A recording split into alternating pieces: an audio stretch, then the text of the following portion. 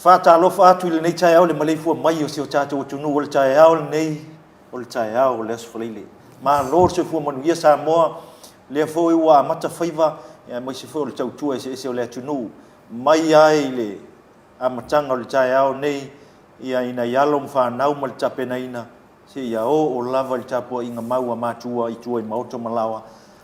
e whātālofa le tātou purkalame ia ina nei fōi vaenga o le tai au ia i se utua fine ia masha ma lo te kumo dia masha tai manuia muli pola ta lofa lava ma lo le soifua langi mama i o to pa ia mo to mamalu e feila fai fela fai mai le ni tai au mo mua i lo tai tai na mai pele lilo o to soifua fa peso mata wola le ni tai au fo ma mata ngofie TGIF by the way a special hello I'd like to dedicate send out to our families and friends in Australia Fiji, New Zealand, and the States, as well as Pango, who are joining in at the same time. Talofa, malolava, and thank you for joining in. It's a pleasure, Molipola, to have our viewers join us to watch also whatever we have in hand in order to deliver what we have provided so far for our university. True. Yeah, that's true. It is. O nei vaenga sili ia na tau pe ona sau no ia ia le tuafina ia masha ia o le fiso o tai mai o le tunu mamatou tala no atu mfasoa mai lo fina ngalo e ia ini si vaenga tau sa mai le aso na nafi na yo matou tau ainga foi lo mai mo tatou por kalami Brisbane ma New Zealand ia na mai la tu fa malo fa mai la tu tala o masha How are you? No, this is the story. You are very good on our program. Ole wingal kalavoi ole fokta la tu foi tilo mai yeah, I have to for comments now. My comments my lunga kako page and comments my lunga la personal WhatsApp account. Yeah, mako makef ko nga yela mako group chat mga yo mako ai nga for New Zealand mas kadia. Yeah, after kele mo le comment. After yo le mangingo le message. Mali le presenting nga for yo nga maya mako foi nga ruenga i lumo la ko fa fonga se after kele mo so kai mai. Ai mo se foi initial le tunu le foi so tai me lunga kako page. Le foi mai la tu fa time fa ma lo tatu nga nga masha ia alme mo ia ni mas ka pidi maka mwinki vi o ka ko e ka ko nga nga le ka ke mai percent le TV and it's another very good positive impact mo ka ko Malay University it does a lot yes very true yeah thank you for the comments and thank you for always backing up our podcast as well as our platform yeah ele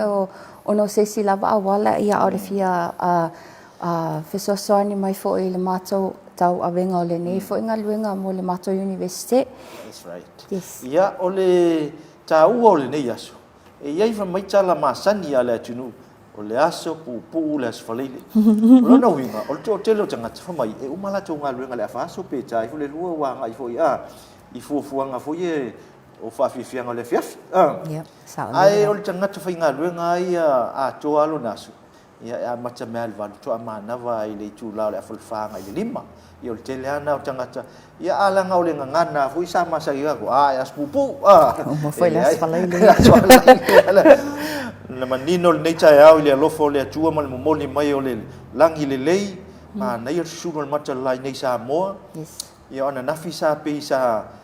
fitoto ile tau ole winga ole fa mtalanga timule stai e fo le uli wala e te fu to po ia ile timunga ia ma fa po le ia si o fo le fia nafi ia fa yasi kimu mo ia le nei la nei tai au ia mo moli pe le fa tete le tapa au sili le langi ia ona o le tai au manino wa mai lo to so fu mon via sa mo ia mai se foi ia oni o mato vai o lo tau tu ai tato university ole fa lo fa joy le to tele o tato pa anga lo mafuta mai lunga o tato platforms o Facebook and our YouTube mai la utu fautuanga mai utu langona fa mai le tala fia mai nai fa manuanga mo mato so le mako loi e to te le o tu fa ul tato university o la lava ku ke o mako mangaku mai ali university nga o inai o to ia mamau ai o le al nei o la utu fu sai ninga ma lo ile chamai wa to te lo nei chamai tina mai foi ni si foi tu singa ma mai alo fa anga fa manuanga i lungo tato por kalame nei ine va ya so tuona e tau mai ola tu na o na o ngali university e o le e mafuta mai New Zealand ia manisi atunu o le nganga fa style na ele ngalo a fi ai siona yana vao ia e whapena fui lea nganga o le tangata ia o leo na a tui nei lo na a maka kung ia au longa sa ilinga malo ia la walu Maleifua tele o whamanianga le ata mai maua ngā ruenga ia mai se foi ia o le tele o whamanianga le tautua ina watu nu o lo au mauma ta se wai ta vao au al sa ilinga manuia o le alofa anga o tatu por kalame ia momoli le alofa anga o tatu por kalame whamawinga whamanuia ina o le neitai au whamanuia tuai foi il tō tele o la tō whamatuina swa nau le neitai au ma nei aso a whai o la swa lilo la swa i olva yesu ai paki po la le weekend ia po le afiafi whamanatu ai aswa nau o le tunu a macha mai ai inai whanau hoi tua whanau mai ia la tō hoi aswa nau kai kasi lut kausanga kai lua ia se yo le au matutua whamanui atu le porkalame i se tasi foi o tina o le matu hoi whamanatu na fitsu lima na nei ia le sunga ia le atau o tina mulpola ia sau ainga ia i sinamonga ia la e whamanui atu le porkalame ia o le Maleifua mai nei tai au i lau sunga le atau Right. Faftai for raising that about birthdays. Special dedication, I'd like to wish a happy 50th to my mother, Dolly Lees. I know you rarely come up here or see any of these broadcasting, but o le tatalo lava whawhetai le li wau lia mailo 50 tausanga o lo tatalo ia sanga whamanuia ina pele li ilo soifua. Ia wafo le tautua ino la tatou ainga, and especially wherever that you are helping out in any different form. Anyways, God bless and God be with you always. Aftai. Mori alofa ngol tatu po kalame le fiunga le pulisili mal pulenga le university le fiunga ya iona professor ale ki Roma mal to tele o faululunga o faululunga o tatu campus foi nei ia ile main campus o ia il pulenga ia manis foi o faululunga i tono tatu isia tatu la ia po isia tatu la mo le ang fa fo mai to tua le la mo le ang fa sila foi mulno ia male la mo sa longa bo wal tala wal tanga to le mo wanga la ngo foi le tatu manager le tatu campus isa wa isa longa we have le wel tatu ia salo stemi official mai ala wel se tas foi tanga to wana mo ina le no ia mo ta wa ve ole wa inga po le managing o tatu campus i salolonga ia sa se ke mi o sa le lunga ia le ngo fo ka ka le wonga mo inga ia fa la wi lo fo le lunga o le tala fia mo mo tele sala fai o le o ia le pule o ka ko campus i le mo tele i sala fai sa lo le mo se temi na matala yo nga luenga ia le mo tala ia fa manui na se tas fo te mali o le tunu inai vai nga ta wol ne yaso ele ngalo ko ia li makamai ka ia onga macha mai ai lalo ia onga macha sei pai mai lung nang university ele ngalo ful por kalame fa man vianga ia lo fa anga molia tumo uto il tonu ha onga fa fa au macha mai malua moa ia o piula ia manisio ha onga fo ia fa ile nei ekalesia ia le assembly of god ele onga i lotopa le onga le sofitu ona ia onga nei ia o lo fa pena ia ona o ina ia lum fa na o le tunu i le tala le mo ni mau le tua nei vanga cha o tupula to ko pito la au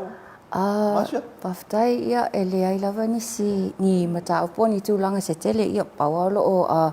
whaamanatu pea ia le tatongino pili aunga whanau ia na ua tau sila fia o mawhaiona pe una tuina atu whaaswa tu foi i yasa o mawai ia le tātou process ma boa lava tu unga lo iai ia o susu mai lava i le mato finance office e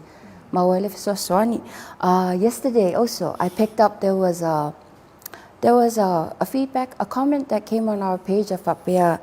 o se matu o lofi e loa e sili e whaalu ia le refund polisi aki alo nalo e whaalu I lalo le ngō le matua. Whaamole mole e tautua namo o tau, we also have a policy e le mawhai o na mato immediately write or issue out a check to someone else other than the person o le mato te whiutangai. For instance, o le refund le tamaiti tiaonga e alu lava I le ngole whapeo na resitara ma tuuina mai ai le selengi e le mawhai o na mato tuuina atu as in a cash-based form because we do also mato te popole fo'i nisi fo'i tūlanga e alu al fo'i le loa pe te I fo'i ua mawhai o na talaina e sesi le siaki au noa ma le silafi o le tangata e tatau nālu, tatau ia le siaki pe ona process ai le refund. Ia pe sina whātala le nei taimi i le mātou foi pito la au o lo whenga i le mātou finance department. O le tā ua tele o le whasisilanga le pe o le sau noi ai ia tamai tai o masa. I le vaenga tonu ale wa ngā luenga leo lo whenga i masito fina ia masa. O le kau whaasinga inga le hokaku kupe masiaki ma waku lau pe ia ma. E o ngai vaenga ia. E o foi lai tātou pidi aunga. E le sau no manino e tua fina ia masa. E iai vaenga foi le lau whaaskol sipi. Le lai koe whaila ko refund foi e. Ia ma koe foi se le ni al tangata o leo o mo tongi lalo le por kalame whaaskol sipi foi le leo lai e ma whai ona toi foi le tongi no le pili o mona mo. A le lai o mai fautuanga mātua pene ma whai anga kusi foi le ngor ka mahamar ki ngā Ia. le lau sau no manino ia mas e le aise vaenga whapena e ma whai ona sui. Ia pe sui mai le tamai titi a ngai lon tama malon tina. O le suafa o tamai titi o lo whapena ona le sala i tutono le Tato University. Ia o ngoa fo ia. O lo alu i whaamaunga o mama so se mei tono University. Se ia o lava na tu wala o ngai nei Tato University o umala na o ngam whaiuna. Ia o ngā koa uma hoi leo o so ka ingange. I lunga o le ngoi kasi malwhai u lea. Yes. O no inga e le ma whai ona sui. Ia le vaenga lea. E pau ala vaenga e whautua i wau te ilo. Le vaenga tonu a lea ta o mai elo tu whina ngalo maka o mai sau whaukuanga ia mako i le sui ngo le ingoa. O ngai mai kau aku. E pei o lea aku ka mai ki ma pelo voi le whape leise kupe, leise me o maua. O nei vaenga la ia. Ia o lea e tau wha manatu atu ia o tō i mātua. Whetu una i whai o tō i nā. E le fuafuanga sao e te tau na whai. E tau na whetu una i whai nā le vaenga le tau na whai. Ia le whainga o le pili a onga. No inga a whai o lea e te mawhau o le skor si pilo walo. O le aula sao ala, so tai mai ia o tō. So tai mai il vaenga lea. Na watu ai leo wha maunga. Ia, ina ia iloa ia tangata. E iloa ia mātua. O lea, o le tamaititi leo o tauna watu lona pili lea taimi ma lea taimi. Lona inga su mai la oi i. Mau mai malau kama. O le kai mea pa ua kodisiaki. Ia. O la oe ia te tauna au mai. Ia, o si kupe ngā mama ua. Ia pei o le vaenga na. Ina ia whawhai ngofia ile mta upu. Ia ina ia aua ne ia se fisese inga foi le alko wa ta ngadu le to am ta fa yoi matua ta lo noa ne ia lo mfa nau ia iftu na inga vanga le ngeia le bo man tal no manino yo ka ku ya lo le ngole lu ngol ka ku le skala le mal fai ke foi la e afaka e ta wai le kipo o le receipt whenever a payment is made so that if I go fair ya oil mo na keep track so that ayo atu tame file refund e tu sale le tupe na faulu mai le refund male tupe le I tracks or receipt but you know just to be on a safe end I itu atu la vai te oi le pita la au ta mama tina ia e monitoring po ala va ia be lo fa pena fo ia il fa na alo fa nga mal tatu po kalame mai Australia ya Perry ia fa pena foi te mai ta European Jensen mai Australia foi ia fa tasi ma se tasi foi o tamari o le tulu mai na America ile fionga le atu no manu lauti mai utai USA ia lo fa mai mo tatu po kalame fa te chele mo lo fa anga ia alo fa tfo tatu po kalame mo uto uma ma lo lava lo uto ma futa mai lunga tatu po kalame ai fa te foi nei fa mo dianga ia fa te foi mo me alo fo le weekend wow a mai al fa mo yanga ia o ngai me alo fa foi nga mama ia tau ma fa ngor ka ko kiwi ia ai ele nga fa ma lunga nei po kalame mo lo ma tu manatu a cho ia o le ale mwhai lava on toi motusiel tātou mawhtanga malutou fiso tai mai ia ma watu foi nei ala mātou alo whaanga ia a whai foi e inge uko lo whaanga i mga oe ka uko ai ngai Samoa wha sahu mai lunga i ngā ioi ia mātang whilu masa ia ma whaalau atu o lea lo wha mai ia Rupina Jensen ina i ona ai ngai i le nuu lea ma le lalwhanga lea ia mana i ona mātua ia i nei ia e whapena mātou ta uot fole lunga TV e lohai o lo tō tele malu le tunu ia o lo fa nga mai lunga i tātou so ta inga ia ele ngata i lunga tātou Facebook ia fa pena fo lunga tātou YouTube ia ai fa te tele mo nei tai au male lo fa thank you very much mo ale ama noa mo le fa tano ino ni se fuanga tātou por kalame o Maleifua mai nei tai au o le amfaion tātou mafutai ia masui mai tono le lau mua o onga whaauau ia po le vaenga le ale olo a manu senta le lai mo fulo la tu sui nei tai au whaatalonoa nisi o ati nae ngā luenga fuafuanga ia mo se lava o le whaatino ina fo o la tu o onga ia whaatasi ai ma le kako sau whainga leo le whaatufunganga le vaenga leo le Faculty of Arts le fuia he molo la tu sau nei tai au ia mai fo so la tu filngalo ia wala fa fonga ma sila ta po isa mo patasi ai mal ta tu pa anga leo le skiway sa mo qualification authority ia le fionga fo ia le e Easter Manila ia wala fo inga lenga le fo 11 no mo la tu nei ia pe ia le afro se fulu ia ai ol por kalame fa wa ta tu Maleifua mai ia fa fo ia le mo le no nei aso fa wa le si vai aso ia fa wa se manino pel fa fonga si tatu tunu ia nga luenga fa tino lo fe ngai mal tatu university ia o le lava sa le la ia tu langa o le tai au e pe ia na fa fonga mai le tunu ila ma to foi tau bala au mal tu ia mal fa manatu ia ma moli et foi fa si silanga tau walo no silfia o le vai aso e umal vai aso fo ilo na so tolu se fu anga ile so tolu se tema tolu se fu lo kuso ile tolu sulo se tema o le a fa pena ona fa manatuina ai ia ma fa tino inai le vai yaso o le anganu i tonu o la university o Samoa i nei le papa i ngala ua masala ua loa silafia le culture day lava ia usually it's an annual event every year it conducts lava within one day ai ia pe ua pe na faso atu fo i nisi fo i tau talanga ua sola ua ile le to fa pe le afa i le vai aso ato o le a to fulava le aso ma le ngase senga o le afa pe ona feanga ia le department ma le faculty to fulava i lato ma le task o ona assign ia i lato te ngalulu mai ia e tatala fo ile ava noa mo le mamalo le atunu o e o lo fia mai mo pe fia mai fo e mata i tama whainga fo i ale whanau ia whape fo i te tonu fo o department i o lato i li ngase senga fo i o tau mawha Samoa po a fo i ni po ni whape fianga fo i o la whape ona tu mai le aso Vai aso a tō lenga nu ia lewa saunoa masha a fio mai e te tala lewa noa ma o leo fu whatau nu mai in pe on saunoa fo ia le fitalai ngai a Dr. Tawai na po matiu mo Tawai an po ia le fu ina saunoa i tatu po kalame o tulino o le aso ngafua mai le asfalaile e a mata le iwa i le tai au se pa ia le tasi leuni ua umona vai ina i sau whainga sesi umona vai ina i Faculty of Arts, Faculty of Science, Faculty of Education, Faculty of Business and Entrepreneur Business and Entrepreneurship i malvaianga le olo manu o CSS ia mise foi tatu School of Maritime Training, School of Medicine ia mal Faculty of Health Science o nai vaenga umaya ia malvaianga le fote Faculty of Technical Education. Vaenga umala ia le ua umanta pena mai ai por kalame nei o le aso lenga nu vai aso lenga nu i le vai aso fou ono no winga ese me fai la songa fua ese activity se la solua ese foi me mana ia tupu le solulu e sa foi ko kai ko i fa fianga ma li o le stofi ai fa ai ulo le sola ile ile ta ina o le tatau ma le mano really okay o le la ta ile so wala ile o le winga o le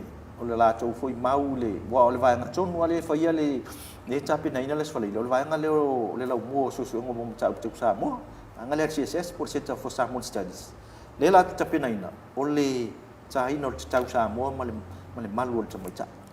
le la tilo ia le tatu wa atunu i lunga o tatu televisio le wa mai la tu torsanga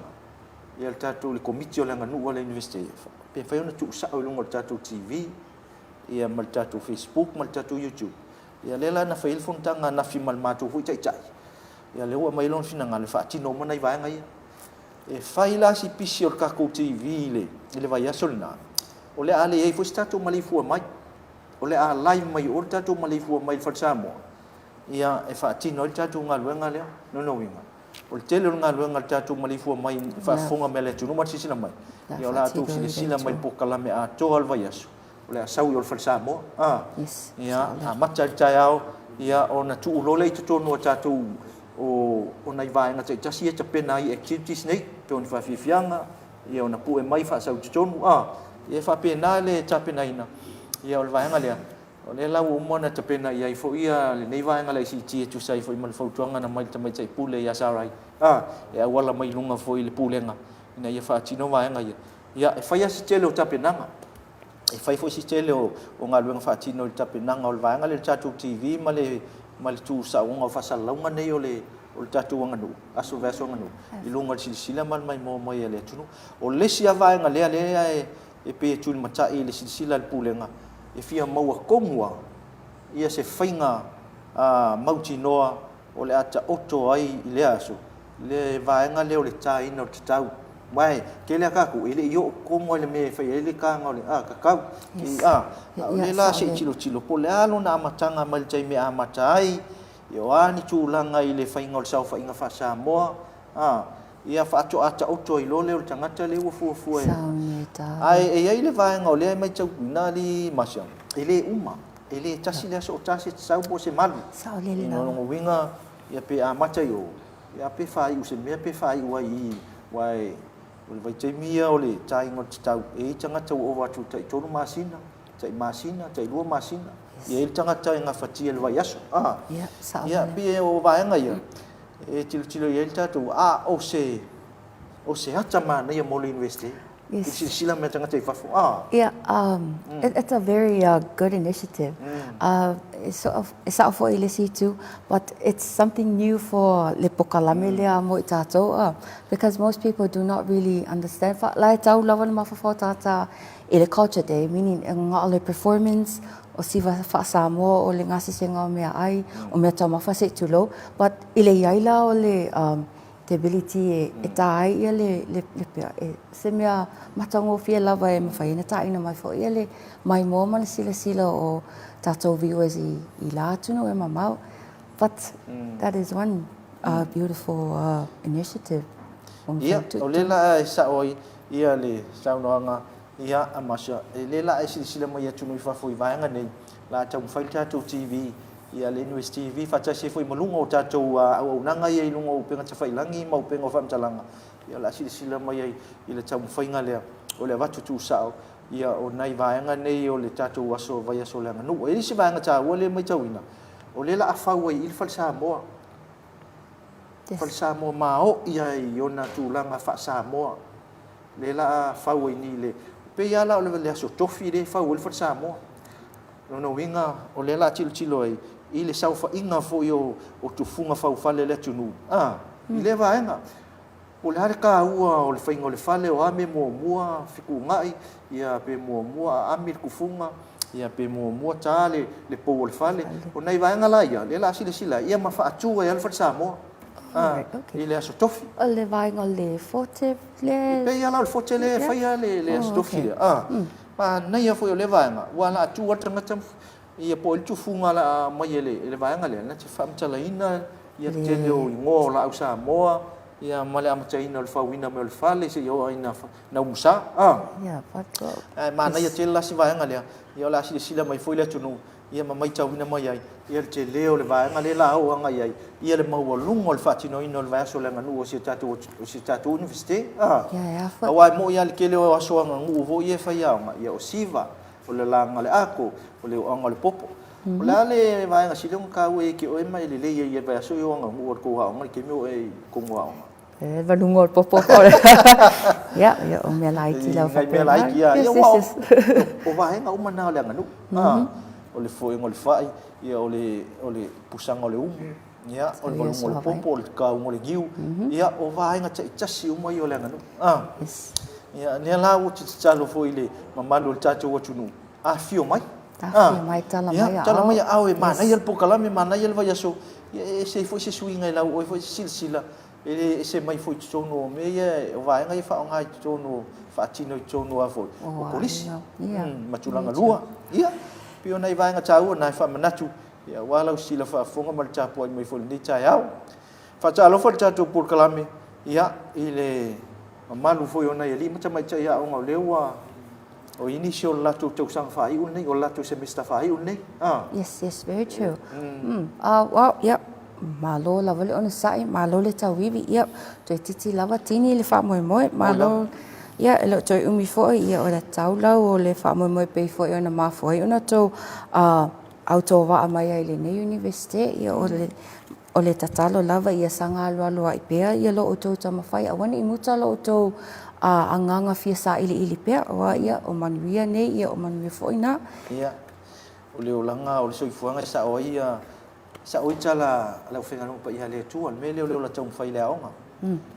E uma tapuni le sfaito, e matala mai le sfaito. Ia, sa ola. Ia, uma le si fai longa. Ia la vo ko la kulunga la vo ko makala mai le si avangoi ke aloi. Se ia o anga e o ilunga le fai ina o ini vi vai nga maulunga. Sa ola. E tato por kala mele e amata fa saulunga le verso fo le sa. O ta o le au o manu. Le ngole por kala me. O por kala mele o le wa kau komo al mele ka kala mo ai mas. Okay. Ile tangata onga e fa picho le por kala mele ile soifua o ino le tangata mata mai i lalo le temile o anga i mai tulanga lua po la level mo lalo n sawai se o ana ave ma professor ia ma doctor ia ma fa solo mai si va nga i lalo o le la wo mo na tadi alo ia le pulenga le university ia male afiong le pulisili ia le tato wata le o se ata foi le fai ngo o se auto paya kofi al tangata o ina no ngui pe si ata fa matala i tala anga o tangata tang ka wa onga ya le la wa ye fa moi o le tato episode mo pu e le aso lu o le vas fo okay o le la le motino mai po le tato fa lu o le amata ile ata ya le fu o ye le fa moi ya wa fai ona talo le tato pulenga le li pulisili ma le tato university ile fionga ile li mista o tatu wa ma pem foi ona ia amata ina tatu wat la tale o fa la lo a to tala angol tanga wa ile fa moi voi o le sta mai titi e muli ta inga foi em fam tala e ai ku lo le fa pe ai ku lo le la kapia lang kamal mo sa le la ken fai ke le e fa pe na to noa o le tamu fai le ina ia mo ana i motivational stories ni e motivate ile olanga o ino alum fana yes very true manai le fina ngalo ile amatali ile pokalami fa pena ia e mafai fo ina vea o se drive mo nisi fo o lo fa pe ona manatu fata va ia te ila to lava e fo si fa pe ia e masani lava me o ta inga fa pe le e to sina ngo fie but a to sina ngo fie ai le tu sai male capabilities lo ya oi ele alu so longa le pe ona e bona mana mia but nevertheless this program is really great. I hope that it will give you a big message, teach you, also guide you to help you along the way that when start from the bottom, take it slow and you'll definitely make it to the top wherever you want to reach for and keep aiming, keep fighting, keep striving for the best. The least we could advise for. Yeah. Ole tulangal na sa ole le masa au ane e fa ina. Alu pe, tamo pe, javali pe. E ai le tala la wilo voile le ole tasfoi tangata la wilo ile. I va nga fa por kiki tono malo America len sa uno il vanga le takale o mati lo fa. En sa uno ai ia e tau il tangata tamo e por tangata finau ona ngai pe move pe yes keep moving ale faina ile savali ale faina savali au ale faina au tamo ale faina tamo tolo al chaua ia e alu pe au ai te tu ole tu langalana pe ole tau ave il sa manatu man langon ole acha le la fa sa lungo tatu tv ia se tai no lumana i ona fa solo le ona pu ai ole chalal nai e ave il fa malo si anu fana fa ile ki amaka ila lo il vai nga mo lalo le we sa il pokalame amata le university ia ole fautuanga aua ete poloka ina umalesi alu pe ala ai tenga yoi mai alu luma ia wang ka ngoile kala ka miki foi le ai merka ko ngai ka mi ia ka ko no koutu tua ngal koutu luma me le dai ole malo si ngal koutu luma ole koutu luma ka ko sa koutu tua ia pe ona i va nga cha we yo le achan le la si sila mai cha cho university ma le tunu ia i le telo i la cho le la fa chala no a o ka ua foi le ka le le fa long long i chala no nga sa ma tu ye foi le fono sa ma tu ye o le cha u le vanga le o le mai ai foi o nisio o chala anga fa cha mau ai ngol changat ia fa cha inga a fa pena e ola mai ai sa inga e ola ile mau manga e ola ile a foi ile san ia a le we sa nu mai a ve o ma fo ma o ila le ko inga chala anga le e o mai e foi le chama ai nga cha o le ai nga ia a foi lenga ama ka mai fale o nga luopo a le o ku le fal fo fo le lua o i jonwa ele ngacha na fa ma lo sia le ola fi na wa long fa na a le ola ki ai fu ka ma ai ngole ai ngai ia sa le ia wa le mau foi le cha chu tu no ma cha o cha chu tu no ale poto long fa na ele lo nga i manu ye lu mana yo le chu lo no mi ola la chu foi ana va chau ka ko ngoi wa tu ia wa onga maku le ia wa onga ko ngom ka nga onga i ske male ia pe ole al cha u cha la le fa moi fu male nga manu yo cha chu tv ia mana ya cha yo lo fa pe na yo na fa sia mai chu ia foi ona i fia fa popo tu you know like ia ese fo ile pokalami ia na o tato lo le tato fa so ile amata mai lalo se ia o ilunga ine ona po taluai ile tele o le technology wa whainga tālawa ona adapt i tamaiti a onga ile o langa, ile suinga o le o langa. Like whainga o whia te i lato ona move forward in a very fast movement. But a tato toi manatu nei tangata ia, like whoever will be bringing in, a mata le mu mai lalo tau posi le se leni, ma tama whai lawa ati ai. It's a fun story. It's a very inspiring story how you could start from bottom and head to the top. But I hope if I go whia masalo e whainga tā i le tupulanga ne ona po talwai o lewa, everything is going forward, the world is being globalized. And you know, we have many interactions with the new fast speed of living. So, you know, so everyone nowadays, wale toi wha moi a me toi whai ni whangota o le maumanga, peo whaingo whia la toi fast food everywhere and that'll be it. It's like, you know, it's a new change from there on. Sa o le ia lo fanga mai nisi for chato por kalame lungo le Facebook ma le YouTube ia mo mai nisi lo fanga mai e sera ali sa sene mi se fole li ia posta mai cha ia se to simo malo pa fakel o lava yes sir mo ia kele ngi ya so ya lo fa after ia lo fa mai nisi vai ngol chapo kalame o la cha se sina malo longa pupu mana fa sa longa fa business ia ona toi so ile chapo kalame ia nisi for fanga solo mai mol di fu cha ya. Please don't go away. We're just going to be on a short break and we'll be back. Bafatai.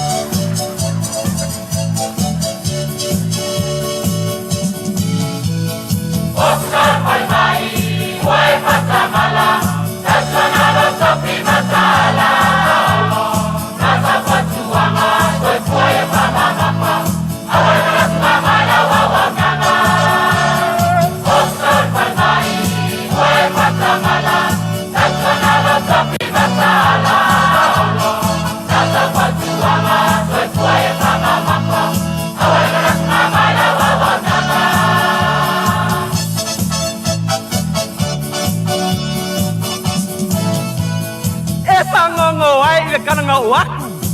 Inga kapua inga. Pakai ai le inga kawa anga palela kai marka ma inga. Ko mangalale wa ave I Amerika. Saka malapanga alu, waske wa konga inga. Leo kita ole pare mai okai oko, se oko lo mapau pau. Mai wai kui se orko bangai baila awal baile lengau. Mai mau pe anga o babe I lo ainga. Se mangu wa levanga o so mai mate pue pusinga. Wai matamala, matamala sapi matala. Nata patuama, koi matamapa. Awai matamala wawatama. Osar wai mai, wai matamala, matamala sapi matala. Nata patuama, koi matamapa. Awai matamala wawatama.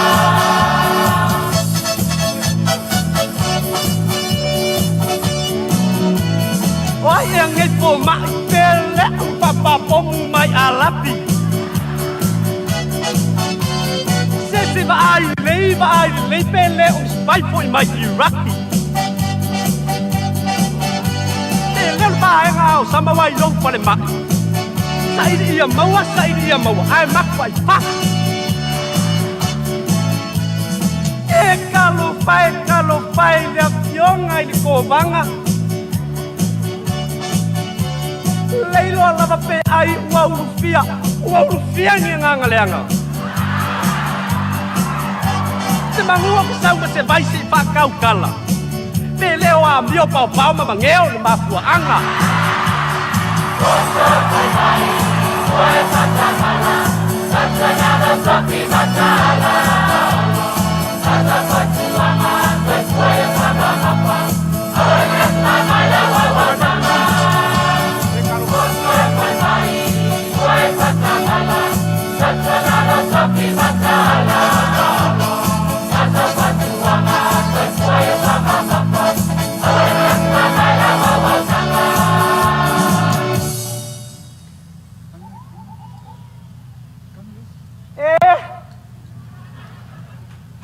Mai le si ngasir ko banga I papu. Tina, le ai. Ele o ngasir ko banga. Ala e mer ko banga I longo foa. Oi. Ele o mai ko banga. Oi, le ai ala fianga ko banga man sio pola e mai lunga go. Ele o longo ko ala ngai pai. Ala mai no banga. Osta pai mai. Wai patamala, patamala sapi matala. Nata patuama, koi pamamapa. Koi patamala wawatama. Hey, hey! Oh!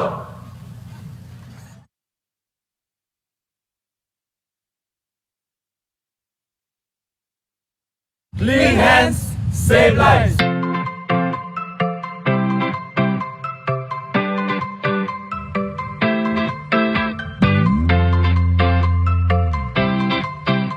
Ai e tele ulu fale lotoa. E te tau lava ona fulma o lima. O lo iai lava se te pua uma ona saunia. E a ona mulimurita iai le fulu ina o lima. Ia whaonga lava nisi o vaila au fulu lima ina ia mautinoa. Lo malu pui pui a mai ai nisi o sia mai a afia ai I se whaama.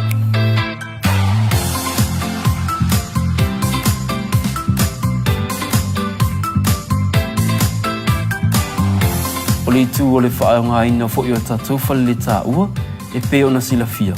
E te tau lava ona whanu mao tatou lima, I le taimi e mai ai ona whaonga ai ana fuanga. O mea ai matau mawha ia sa o loto mai siama, a mata mai le fulu mama o lima.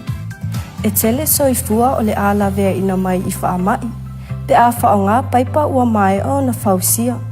Ia sa o loto le fale ai mai siama. O no fuanga fai tele matumutumu e au pito silio na lamatia. A wā e to o tele tangata o le auia. Whaonga paipa olo I tutonu o le tātou lotoa. A e a ngai le pasi. Fufulu mua o 5. O le pasi, o ni no foanga wa api e whaingo fie o na pepesi ai whaamai. E mawhai o na lawe a ina ma whaasauina pia whata ua a wala ma whata ita inga. Fufulu mama 5. O le aunga lea ma le whaamoe moe e ao o na whaalau teli. Tātou ngā lulu e whaatasi mo le mālolo ina. E ao na mata lava ia i tātou lava. E sili le pui pui, nai lo le tautonga fitia. Ili mama, whasau i ngai leona.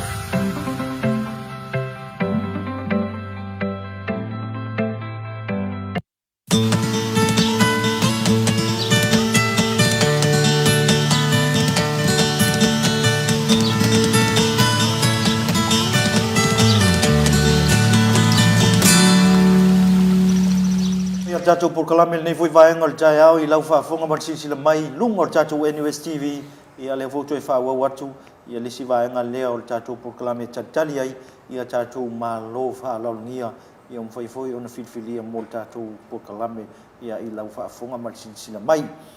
ni si vai ngata ua mo lo tu silfia ia ai mai se foi oni vai ngai tau wa ona o tatou fa tino ina le aso ma le aso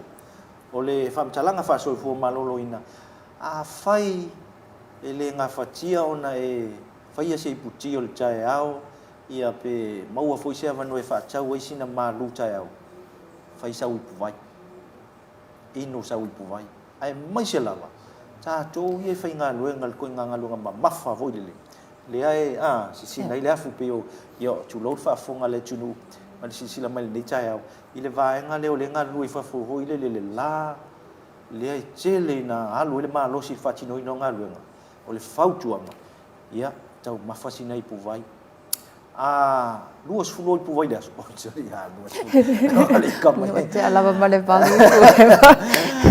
mau na I puvai se 5 ia pe valu pe ongo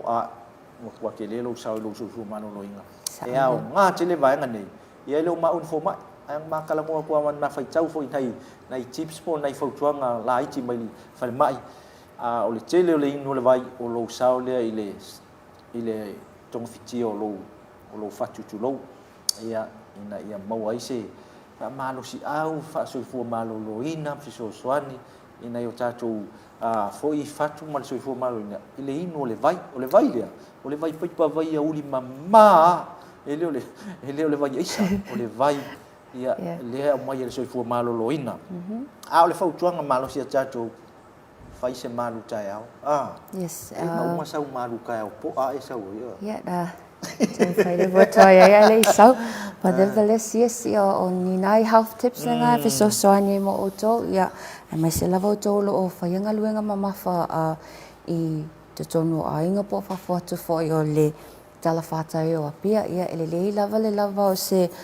me tau sami le tai au ia ele amata le fo lo waso ia it's always good to have something to eat don't make yourself starve the whole day ia it fai fo yo le oni si fo e fia mana o e fai le diet but you know fai lava le me nga fatia le malo si ma e ma fai fo e lo tino ona adapt ngo fia ia ale so sai le breakfast jai au sa uni lau la ngisi le ufa pe fa sa mo ma tu ye nu tu ia mai lau lunch te pena foi ia ngai ka ku fo ku ngai le misi masia lu ngol pokalamen mona tatu matu fo e tu wai ia ka kele fisilingia le tau tu lo fai na yo tatu tangata lo fe ngai mal tau singa na yo tatu matu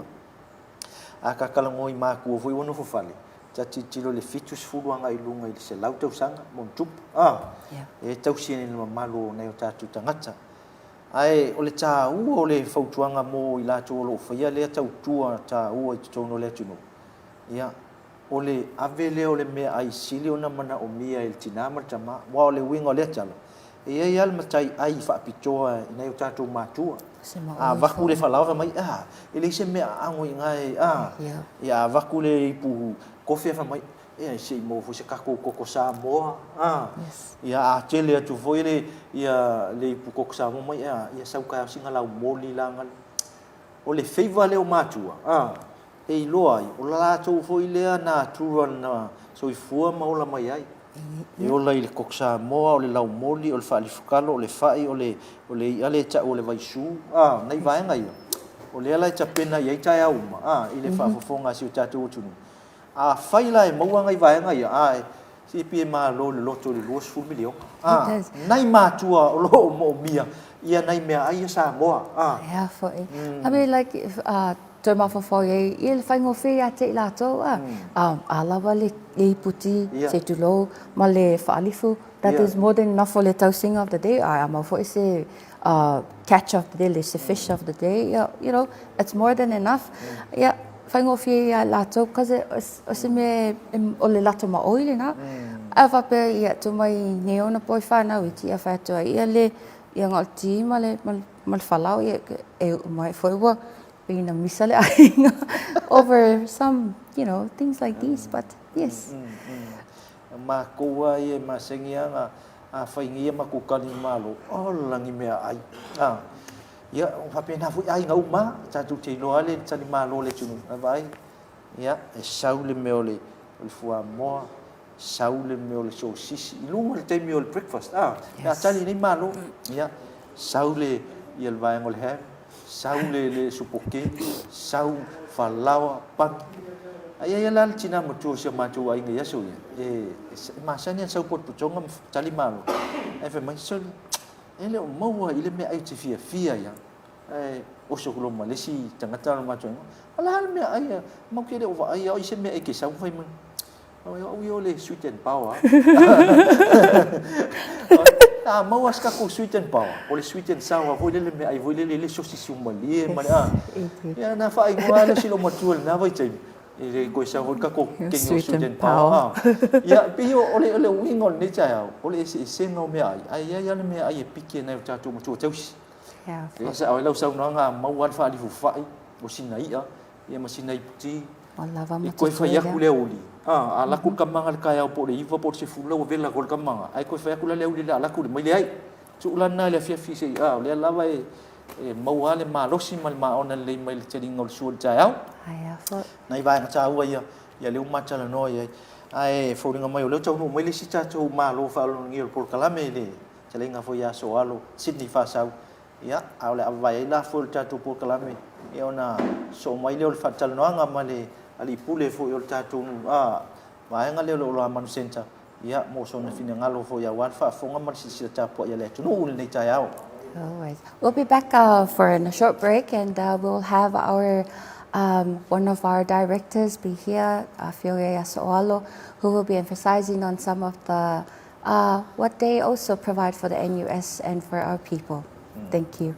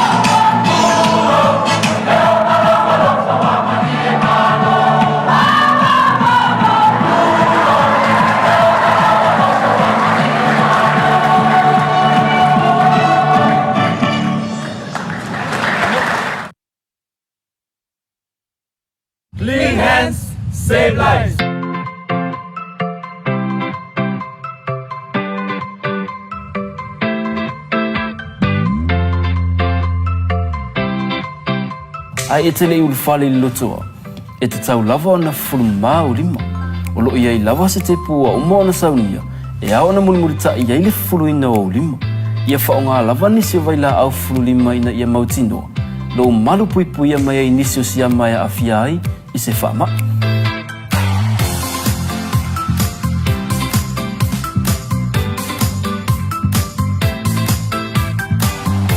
O le tu o le whaonga ina fo i o tatou whale le tā ua e pe o na sila fia. E te tau lava o na whanu mau tatou lima. I le taimi e mai ai o na whaonga i o na fuanga.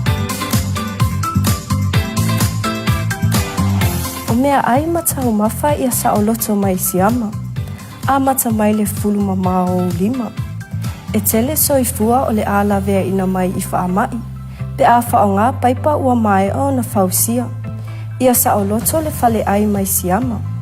O no fuanga whai tele matumutumu e au pito silio na lamatia. A wā e to o tele tangata o le auia. Whaonga paipa olo i tutono o le tātou lotoa. A e a nga i le pasi. Fufulu mua o lima. O le pasi, o ni no fuanga wā piapi e whaingo o fie o na pepesi ai whaamai. E mawhai o na lavea ina ma whaasauina pe a whātaua a wala ma whātaita inga. Fufulu mama lima. O le aunga lea ma le whaamoe moe e ao o na whaalau tele. Tātou ngā lulu e whaatasi mo le mālolo ina. E ao na mata lava ia i tātou lava. E sili le pui pui. Nai lo le tautonga fitia. Ile mama, whasau i ngai leola.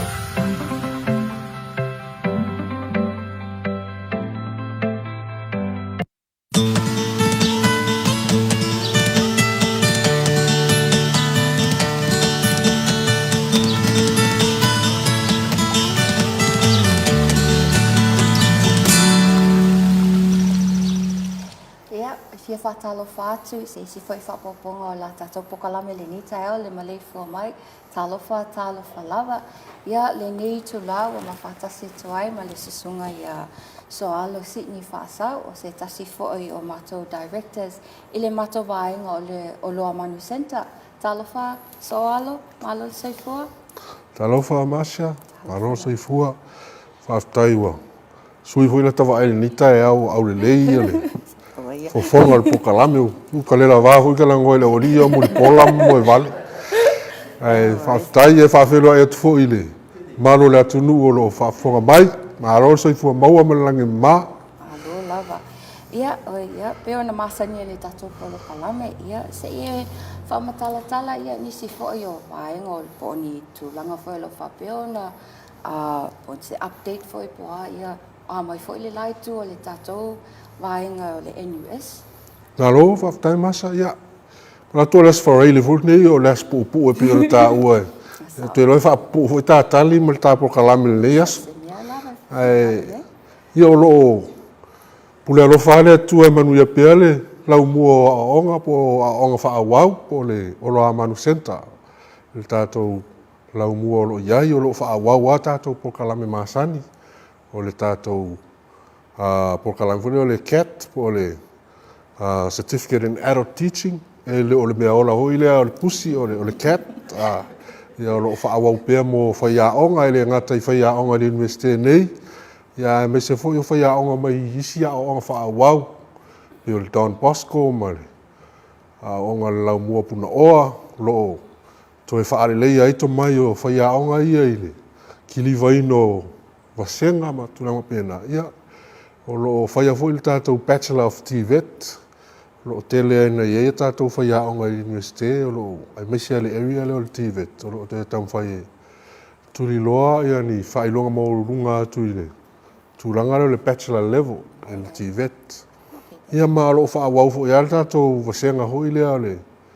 Preliminary Certificate in TVET, mo tamaiti ia e tau mawhai to e moani awa noa e to e whaalelei ele ingilisi ma le numera ma le computing. Ia mamaua e awa noa e whaawawa ia o ongai. Tūlanga e tau matata SS o tūlanga e tau TVET te peo nuk tā ua. Ia le e whaawau nei le second semester mo po kalame nā. Ia apart from these programs ma tau o loo whaatinei na le teimi nei. O lo ye foi se matou ngā ruenga o lo whaatino le te minei. Sa matou ngā rue ma le whalaptonga le tau o le Samoa Human Resource Institute. E le I lewa na whaavai le whalaptonga lea o le Samoa Human Resource Institute po le SHRI pe a whapupu, SHRI. Ma o se whalaptonga e awaia I la tau o lo ngā rurua I tūlanga tau HR, me tau Human Resources, pūrenga o tangata whainga ruenga. Ia ma le tele o sui awai nei, I le whaaptonga nei, o I la tau I o lo whainga ruenga I mtanga ruenga whaaptonga SSL malo whaaptonga tu maoti, o lo la tau I le vaianga ia tau HR, ma o le matonga ruenga la sa whaatinoina. Ua wha eri po le masina taluai sa matou ngā rurua e tau a matauna. Tu whaatasi o National Competency Standards. Ia po ni tūlanga fo ia tau na ausia I la tau ia ngā rurua le HR. Ina ia mawhai e o na whaatūlanga se framework. E talia I la tau ia ngā rurua I tūlanga tau HR. Pe ona iei fo I whaalapatonga ia le Institute of Accountants, o le Samoa Institute of Accountants, o le SIA. Ia lo iei fo I whaalapatonga lo ia, ma whaalapatonga fo mai. Ia lea laua whai fo I whaalapatonga lea mo I la tau ngā rurua I tūlanga tau HR. Sa mātou ngā rurua I la e tu whaatasia ia ni. National Standards e tauna ausia I la tau ngā rurua le HR. Ia le sa whaatino I la le workshop sa whaatau tai le mātou vaenga ia le. Whionga le aloli I le sunga tau wanga wā ai. Ia ma le lono soa tau ia te vanga te vita si meki. Ia ma le mātou vaenga I le olo amanu. Sa mātou tu whaatasi ai le training lea na mātou ngā lue whaatasi e fo I ma le Faculty of Business Entrepreneurship o le phobia le tātou university nei. Ia ua umara le workshop mua na le sa tau whai tu whaatasi ai ni nai. Standards po ni vaenga ia tauna e ausia. Ai mana o mia le toi whaale leia. Le ala e toi plan ai ia le. Ia le si workshop le toi plan e whaatino le tātou mid-semester break il whaengol māsina nei. E toi whaawa waila le a ongalona rua lea. A wā lava le whaamautu ino o national standards ia mo le. Whaalapatonga lea le SHRI. By HR, all right. Okay, whaftai mo le whaasoa, ia. Le nā ua whaasoa tu fo le sunga ia so alo winga fo le autu ma le sini autu o lo lato fo mata whai oi. E tu se fo lo lato pito la au I le tama whainga le o le whaale leo au nanga. O so se si lava I so se matata ma ina ia whaalua ia tili ia le tama whainga I tutonu fo o sa ili linga I po fia lava le fio do lo whapeo na fia mana mea le fisosoani ia o lo ia ilo lato vaenga lato te tuina atu ia te utou le fisosoani I so se mea lava lo mana mea ma ia wha malama matili I winga fo o lo lato galuenga whatino ia wā lava lo o tau manu ia. So alo se e whasoa ate fia pesili lava po o amaili tau tamawhainga mo le sauniminga le I le tatou culture day le whapeo o lo ilo mani. Ia whaftai mo le silofia I whaamuemuenga o le tātou vai aso mo leanga nua culture day le NUS. O le mautanga lue whaatasi ma le tātou Faculty of Technical Education o le vaenga lea le Fote, ia o le vaenga la le utu mai a mātou mautanga lue o le whale a wholau, o le whausiaina o le whale a wholau. Lala o lo ngā rurua ia tama le teimi nei le Fote. Ia e mese foi o le whaatinonga o le whaausi. Pe o le aso na le vai aso le o le whaiunga masina nei. Ia o le mātou tāpenanga lana o le fua. Sa uni atu ia isia mātou wasenga leo le PCT vete whaatino ia le whaingo le whaausi. Ia mawhisosoani le tātou Fote leo lo whaatinoa le whaingo le whale a wholau te minei, tau tāpena penai. Okay, whawhetai. Nā o sila fia fo'i ua o loo tatala lea wanoa I lea so I le culture day e mawhaiuna e susu mai ai ma e mata ma e tangatanga I fo'i I le tele fo'i o o ngā sisenga o le awhapeo na tama whai ai le whānau wa unga ia le ngata i leo o le whesosoani fwoi o le awhapeo na iai ai fwoi i a li matamai tai whai a unga ia a wā fwoi le tautaina o le Tatou Culture Day le aso ma le aso ai i lea whawhetai lava so alo se i whanganawa i se si me te whia whaasoa i tai nā rau tue whaapopo atu isi mātou ngā luenga lo whaatino ina o nei le sfurutasi o te alo e whaile mātou interview vo i lea i lungo le o penga te whaile po so ta inga whaatele vave e ta ua le Zoom meeting o na olo i ele mātou wha moe moe au maia se tangata e ele to mai whaapitoa e whaiele po kalame leo mātou ta ua micro credentials po micro qualifications ia o lea se mea mua le o leo tam whai mo Samoa mo le whainga ni whailonga la iti pe o ni whailonga e a mai se whailonga te le e a mai e la i o se tamai course la ititi e whaatino le micro qualification nei ua mana o mia ua whailoa le mana o mia o lea tūlanga o nao tātou tangata i e malanga i whafoi e mawanga luenga i whafo me se foi i scheme so ia le au tau apu le au whakamuta ia e mana o mia tere le whai o tamai qualifications ia ina i o atu malatou ua iesi ka whasipepa hafo i le e talia ua whai i tonga le pokalame nei le ua amatalia i tonga me i e tau micro qualifications po o whailonga la iti ia e le umi hoi se teime whai ai te loa pe tolu maasina pe e whaatino ai o onga nei na ia mosinga whasipepa le e tau o le micro qualification ia lea la atau whai a mata atu il tātou waenga nei lolo a manu i le wha moe moe ma o nei la le sa avel mātou talusanga e sa idia se technical assistance po se TA e mo me se tangata i ele to mai e whaatino ai ma amatalia se por kalame whapenei mo Samoa e me se le tātou university ia lea sa whaasala lau i lalo le tātou education sector o i ele facility fund e whai ona whaatupeina ai ia ni TAs po whamoemoenga nei mo i lātou i to mai whaapitoa o lea la ua whiororo i lātou apalai mai i lātou te pe to lima i lātou na apalai mai ia e to lua leo shortlist e whai la nei sutasi e le interview leo te OTA ia ma tam whai e whiri mai po ai se se to lua leo le a amtalia nei po kalame ia o te lo se initiative tā ua ma le a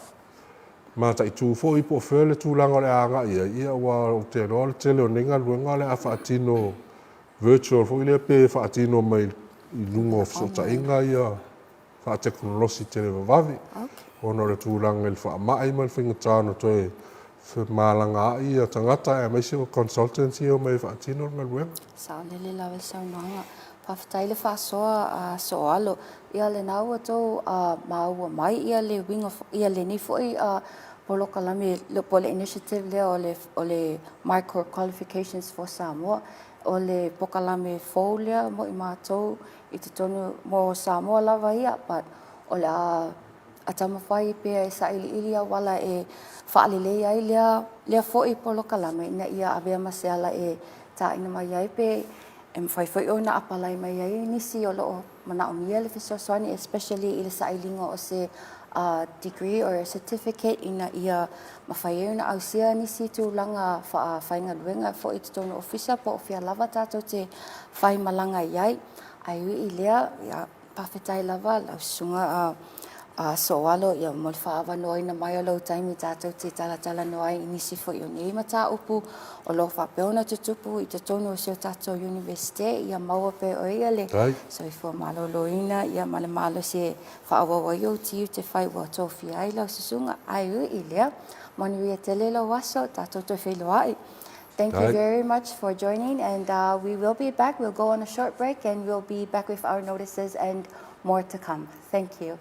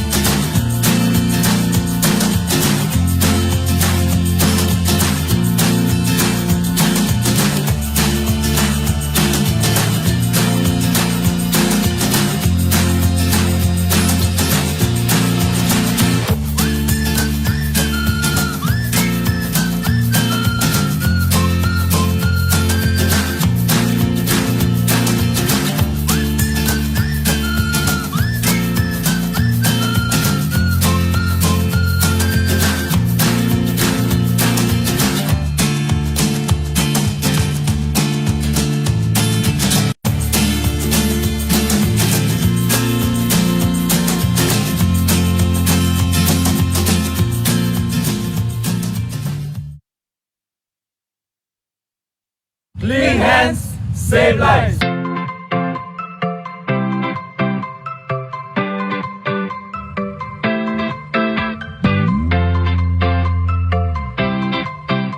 Ai e tele ulu fale i lotoa. E te tau lava o na fulu mau rima. O lo ia i lava se te pua uma o na saunia. E ao na mulimurita ia i le fulu ina o lima. Ia whaonga lava nisi o vaila au fulu lima ina ia mautinoa. Lo malu pui pui ia mai nisi o sia mai a fia ai i se whaama.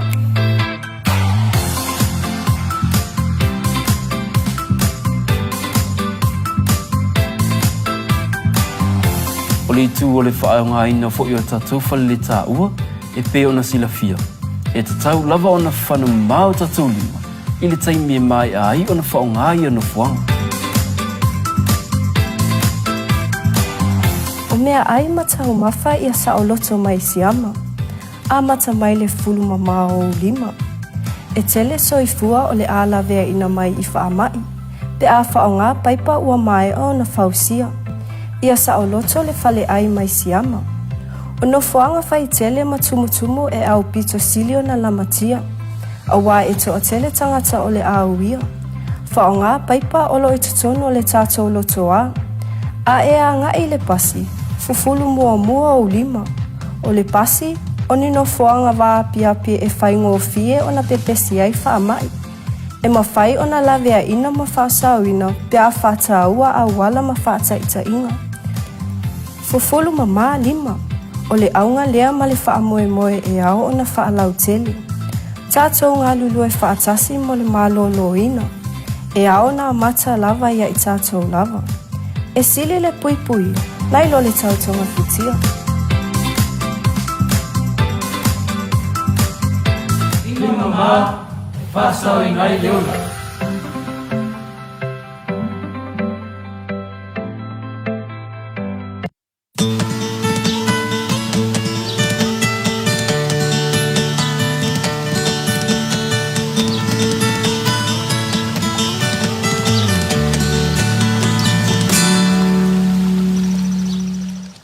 Talofa il nei voi vai ngol tayao mo le so ngol tato por kalami o Maleifua Mai ia le vo ma fa tasi ma se tasi foi ia o fale tua o loa foi lan tau tua telen tau sanga ia o faile o nanga stono tato university o Samoa le o mai fa tasi ia ma le fale tua ia sa va tata ngalo ngale ia o ia le o le sui ia pule ia por sui o le fa ulunga o le lau mua o puna oa ia por va ngale o ta o le fa per tani o le tato library le lau el nei tai o ma lord soi fu manuia i lau sunga il faltua i sia ma lo for soi fu malangi mai le fionga mai fatalo fat fu il mamalu samo o mai mo mai le nei ia por kalami ia ma lo la va soi fu ma langi mama af kai kele o mo si avanoa le nei ia le fu tato filo ia lungol por kalami nei fu tai au ai sa no fol tele o la auto foi au nanga manisi o sui mamalu mai ta tu ngaluenga ia mal ta tu official le library pol le vai ngalo mua puna o ia sa o mai foi le tele o fina ngalo na faali ai ile tufa ile tunu ta o tele la auto au nanga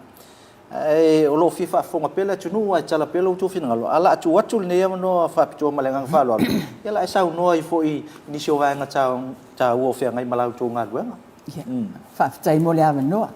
ia e o nisi ne o nanga o lo fitoi tonu a male mal mato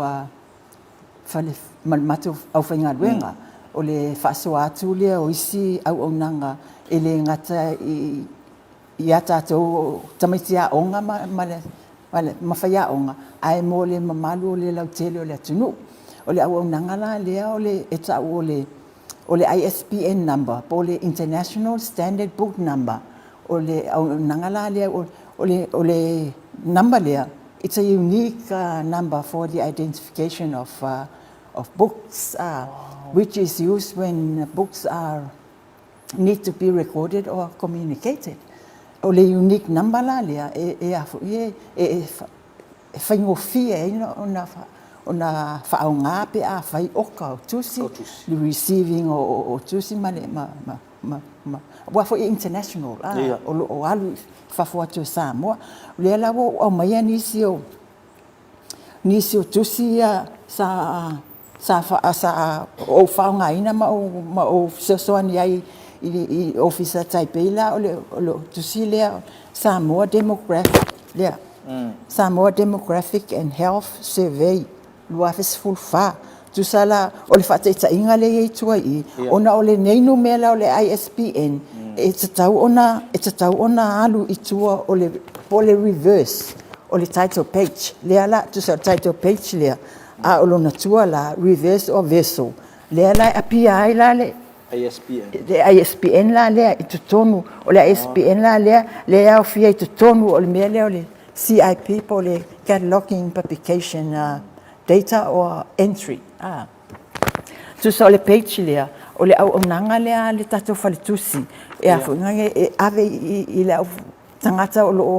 lo mana na o fie mana o mia le tusi le number lea because le number lea it's internationally accepted number e fo le fa fengo fie ona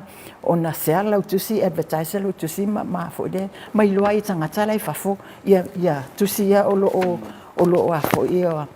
tusi ai tangata Samoa o lo ia tonu o le li o fo le mi fai ona alu publishers catalog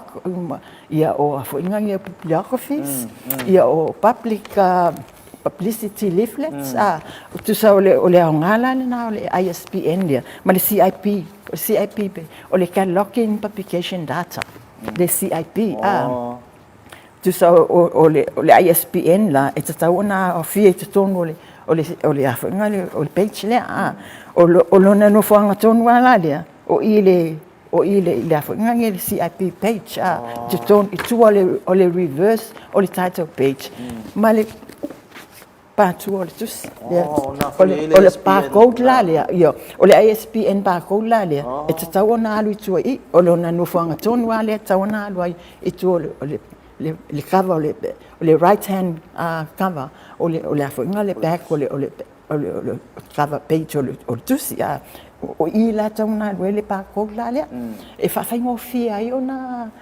le processing o orders ma book orders ma faanga fo i tonu fatusi ia ma wholesaler and catalogs ma bibliographies fa faingo fia ona lato whaongaina le ISBN le because it's international. So ole no whaongala le tu ole tusi e tatau ona whaotangia mai e publishers walanga standardize ia le ISBN ma le CIP tusi o whaongaina e tatau ona standard ina ia awane I fa pe ese umani fa et tawan tasiale le afo ngale le process alwai o I lava le kama title page o lona patu po le reverse o title page e apia I lo lale ia meia tu sala ole afo ngale ole ISBN it simplifies le process la le o pouco horas ma le receipt o cosi so ole na o mai ina ia fa faingo fie le publishers pe o mai mo mai a wala nga wa tele ale wa ese fo le pe fa matala ti a o mai ina ia mai mo mai ai ia sa ole me fa tu langa ia tato ia mela le o faingo tusi la tu sa ole lua fe male lima na ole tau sang mo le ona lolomi ai nei Samoa le Bible Samoan Bible le tusi pa ia Samoa lua fe male lima ia atu sila fo ila ia I tu ole title page ole reverse title page o lo pipi ia male ISBN male CIP o le cataloging publication data o entry kusa ngai ko kong male ISBN ia kusa ole ngaluenga ale fatusi po fia la vala me ali ia le tuspa ia ola ole angengi atu ia male NUS library because ole CIP page ole ngaluenga le mato service le faine ina ia avatu le autusi ele autusi pole authors e afo ngange e recognize ai internationally recognize ai ole description nga o le tusi le CIP page CIP page le ye male ISBN so o le mea na utangoi a mai tusi ina ia faalia tu i au publishers ina ia awane i langa wa e yeisi me ngalo ya lato yeisi me pule lato male me tu ai ia au le o standardize ia la fo le process o le ISBN male CIP o tua o le reverse o le title page e tauna PI ia a le barcode e tauna alu le cover lai tu o le back cover o le tusi ia o le whamalmala mangala le na i le tusa lua fe male lima na u issuing ai fo le assigning le ISBN mo le tusa pa ia Samoa first time wa print ia Samoa le tusa pa ia Samoa lua fe male lima na e la atu sila la ia le tusa pa ia Samoa la ia le NUS library tusa o le au nanga na le tau faso atu i le autus ma le autus tala ma tangata uma ia o le mea le wa ele se mea fo le fa pe e te tauna fa la wi loa mo tangata tusi o tele ia autus tala wala to fo mai to ina time na uma ona wa e ready e publish la tusi ia ask mai lo fa mole pe mawatu le ISBN ia ma CIP page because o me umalaya to say internationally recognized ia la to singa le oi fa ngo fie ona ma ke fa fo po fia la vala le me ia tusi ia na fia oka ia alu lone no ISBN ia ole si au nanga eta ole ISSN to sa ole international standard serial number e mo serial la mo tu se te per ka ko kale na le tu sa kale na le atatu ia ole la va yang ia fo ole ISP la ISSN ole ISSN la le wa lo tu ile tu ole title page tu sa le la tu la lo i le fa i lo atu ia ile tu sa tasila le au nanga ole ISSN ole international standard serial number e afungangi identify ia serial publications mai afungangi e fa fingo fi ia fingo ngadwenga ai mai se la au su type researchers librarians, students,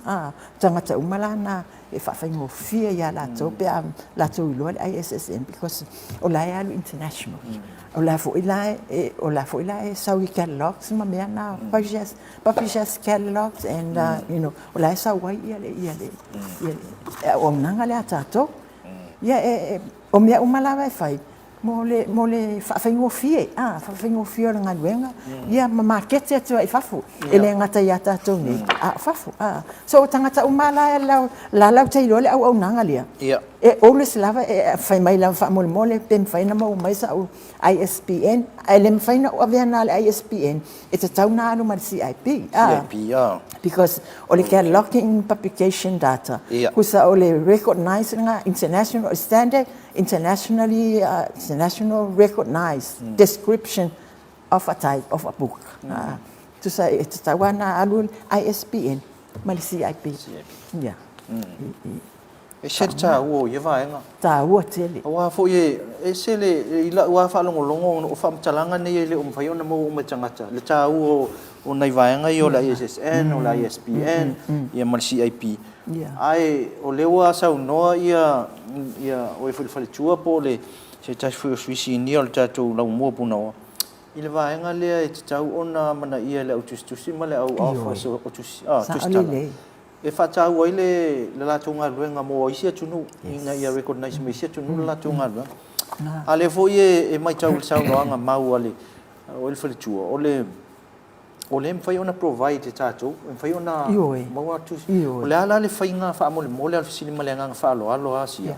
o le al fainga process pa a feita o sanga mai se ISBN ia po CIP po SSN ia malo faftai mo fafsili o tsusa le amatanga na issue mai la patch atoa ISBN walo la wa slow tau le in tusi tau le ni authors ia o to matala no I fiti o fai atu ia pe ia le work wa tu ai tele o le atu ai ISBN sia lai o fiti la le o kusa le agent la le Pacifica o fiti le USB o le USB la le tu sala a family lo tangata ia ta fa mon mole mana mi ISB email lo a fiti fa mon mole out supply la o te fai tanga fa mon mole au mai le author title o le afo o le publisher you know me umai need send fiti ina ia mai lo ISBN a mai lo la ISBN dia ia na preparing lo la ia CIP tu sala ngalwe nga o le preparing o CIP le o le cataloging publication data o te o au fa ia la le ngalwe nga le ia na umalava tango tulua email lo tangata le fa tu vai ma note please note le mea ya lu wai le ISBN and CIP page o le reverse o le title page o le barcode le ISBN na barcode only na o tu ala le pe na fa alia tu si lo ia pa wala na sen lo tangata le ia ma fa ku tali mai pe a fai ese so ani mana mia ina ia sa o fatu langa ina o mea na ia pela mele o tanga au mai ina ia sila mai ia ile au vai ngale o lo ia na to singa e mana o e publish ia e fai ngo fia na pauale mea le longo mai ia ona o fatalia le o uma fa foi singa duenga e ai se fa o mole asi e se tu pe tongi fa ta mo no mera le ele ai se tu pe tongi e a mai fua e vai te le o le so ani I tangata malata fa la wilo la tu si fa fua tu Samoa ia international le mea ele fa pe international ia ona na ia mo la to uma fa fonga mai ia e me mia le ta tonga le fa ta si ia wa o lava vai ai ole 4 pages anga ilunga e mafai na fai ole tusi ya fai o ya tusi singale e to tele la fai onga tato le tusi le la te fa onga ina le ona ngale amato na email me ya fa mon mole ya mai supply mai information e mana umia e se ni fiti awala le numela le ya ole si vai ya me na fai le CIP tu ngale na fai e fai ngo fi mai tate fi so ani te market ya tu ia po fi ani me alu ia tu silia ia ngia tu ia male NUS library because o matou le fai le o nanga le CIP male o nai vai nga sili ia ona matai tu ina I nga luenga fa tusi ia polwanga luenga polo nga patia ia nai tama li infali tu o Chiotatu University ia ole kala ia kule o kala le a mai lau tusinga fa pipi el no mera ta o le ISBN ia pol CIP pol ISSN ia ona fa ala wilo fa tunu le mamao tua to Samoa ia lau nga luenga tele le o fai ia ai le se kongi unga o le winga foi le o le sauno nga le fretua ia sia ia pol ta o no mera nei ia le fa mau longo o no mera o tangata tusi longo langi fa so longo tusi ia saula ka voile le mai fafo o te fia mo miel tusi le lo na ISP number le ia no fai ngo finga su elo tusinga lo ali fai ngo fia ia ai mai se la o publishers catalog o bibliographies o publicity leaflets o le angia to ele lo tusi le wa e mafai na fa ngai vai ngai it's international accepted ia la tusinga ia fa la wi lo fafo fa pea o ele o tunu I fa ele lo ia o la voleva nga in la vol ISBN ia o la for record the ISBN number internationally o mea yo journals materials o le ISSN o tusila o le ISBN o lo na SSN nga o journals me taipela o kalena le ata o le ISSN o le international standard serial number the international standard book number o tus mana ia tele le tufa mai ia mal fa so vo ni tai au eu ka ko mo e foi isi vai nga fo ia le fa funga mai le tunu ia wai le masangi ka ko ia le ku le au fa longo ma le foi tau ai masangi le au tus I vai nga deu sa no ia ia le lo po ke o kusi sa kusi ia nai va pe mai le fa tu ia sia le university e as ko mela ngai sin fa ma wela tu single nei pa wana me mana mia ole fa ready ole ready we publish la tu si ya na assign tu lola yo lo ya after tele mo o le vai nga cha mo na sa no tu ia ia le fa le tu ile nei cha ia isi si vai nga sia e ono au wai fa cha si mali cha tu au tule o le ISPN ma le ISSN pa wale o le vaenga te fia ilo e fa la wilo atu tangata o lo o iai le namba lea e a fo ina le fa alo lo tu si fa for the benefits o fo ile tangata lai fa fo ma tangata mo a inga who knows le lo po fe se me lo langi e tau e se se te titira tu la le atu ia le ngor tangata tu stala la le man tu si e fa ingo fia ia ona biblia ko fisla to la researchers ma librarians ma students ia e fa ingo fia nga lueng ina ia fa ingo fia ona vai tangata o le tasile tu si e nga mo so nga fo e tangata e mese o tu si Samoa wa tu sa pe fa Samoa pe fa palangi e avealanga namba e alanga namba ya ale namba na o la umana na record it's were accepted ile international ya mana ia tele nei cha yao ia le ta ua foi ia ole fa soa tu ole fa tu nei ia il tele fo la na una ngalo fa tino tono tato fa tusi ia portato lai people mauto puno o tono tato university ao Samoa ya ai mai ia sa fa tu anga fa mole la sia ya wa fu fe anga eu tu malum fa na ngi fu ko kala uma ya fa tu anga la to ya ele ngatai ele autistusi ya fa ya nga fu ya wa o taimine fa pe ha o ya la te fa tamala ya ele taimi fu ile o la uma tulinga luenga o be oi taima mai fu ni taimi le o ye tu singa ele fa ngai na al taimi to no ala na e mana o mia ilo ia le fa mau popo ia na fisili mai ama fa mai a me o mana o mia le so ani le ia alu atu o nanga la to ale anyways library ia ia wa fa i watu mal por kala nei chayao ia ile fa funga mai le tino il fa tal noanga ia mse tasi fo tua ia o tele tau sanga o tau tua e amata ina mai o le nei ngaluenga tele ia pol nei au nanga mal tau tua ia i vaenga tau tusi po library i tono tatu university se amata mai ai Maleifua ia le lava ngalu e lava le tua sia ia mai to telefone ia no fa na o le foi na mo le soani ma vatu ia le soani le wei manguia o ko wa ia ona le soani mai foi ia nei tina pol tua ia auto o nga mo le fa stai tele sia tai tele le va no nei tai ia mai mana tu foi ia o ta o tele le fa fonga le tu no mo se sia va no i se fu tai to fa so foi lo fingal ia wa fa fonga mal chapo ai mai le tu no mo si la mai nei tai ta tu por kalame a ta se foi le tu ai fa manga lo nga fa yo nei mai aso mana wi tele le weekend ia fa tai ta tu fa man ia la va o mesi o le bo les fa le ia o uma fa nei mai aso fa tai la va mo le ava no after ia tu sa mo el mafuta mai lungo tato por kala mel Maleifua mai ia le tasi foi neu vaenga le fa i watu fa tanwanga le chaya mai manatu a to pe la fa fonga ia wasi tau fainga la university mal tato TV mal por kala mel Maleifua mai fa so fina ngalo le fainga luenga le university ao Samoa ina ia mautu mo manino a to i lo fina ngalo le ta u o le o nanga o lo fa pe na fa nga solo pe au wale lu mana i manu yo alum fa na man tau tu ina o tato lo mo le pa ngala e ale atunu manuia foi vo Samoa ile nei vaenga o tai ao ia o le tato vai foi o por kalame sina malo longa pupu ia ona toi so o toi le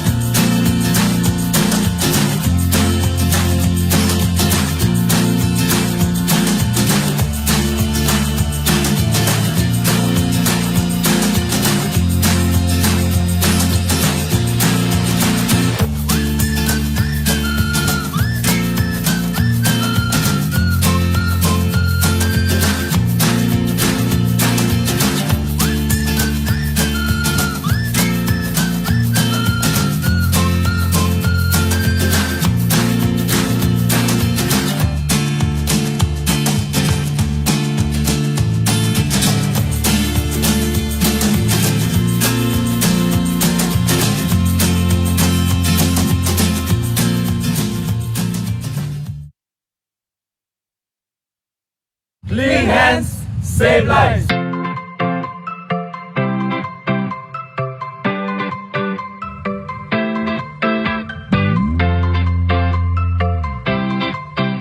Ai e tele ulu fale I lotoa. E te tau lava ona 45. O loo iai lava se te pua uma ona saunia. E ao na mulimurita I ai le 45. Ia whaonga lava nisi o vaila au 45 ina ia mautinoa. Lo malu pui pui mai ai nisi o sia mai a fia ai I se whaama.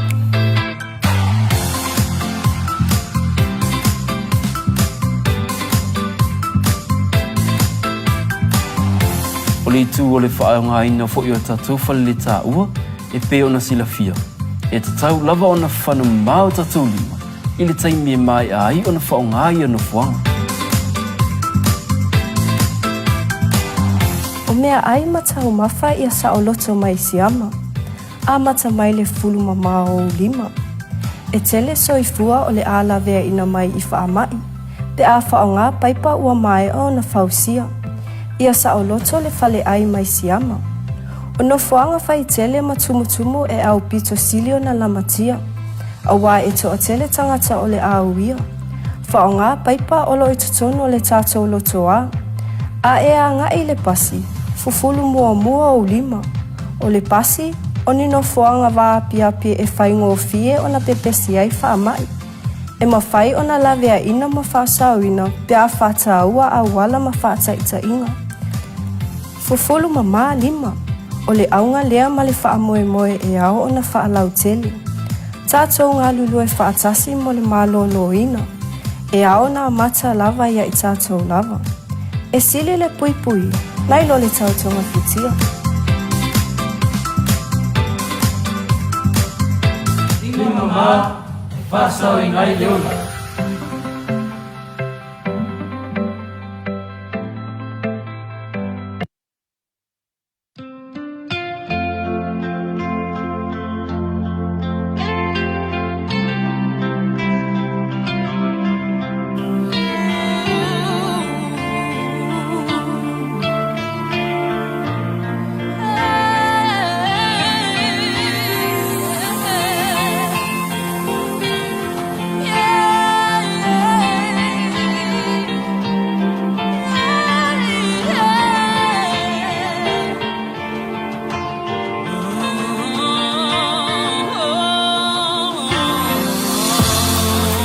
Whainga tā te leo nei langona Po a e winga o lea no whana o tinga O le mawhaina inu ne nei ipu E o ona A o whea upu I le tāno whanofonga Nga o a use ia I ulo o la tele lava Tau ave to atasile nei polonga Ai longa e langona A o fea foi Tala no anga I le telefoni Wana o la volo tofi O le ta ua whenga I gato oti Ia whawai me uma le whea lo foni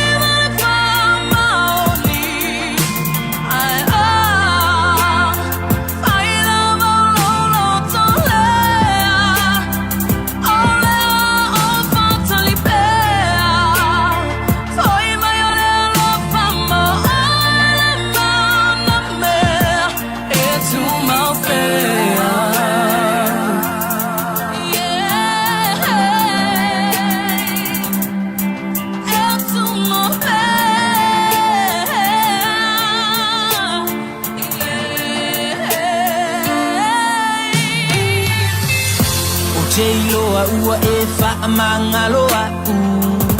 Ai o le fili na wha ase I o umanatu mai mau Pe ana e loa mai lo nei fatu Ai ua le au ngā taimi ua alu Ai o te tu mau pea I tala noanga I le telefoni Ua na o lava lo tofi O le ta ua whenga I ngai tuoti Ia wha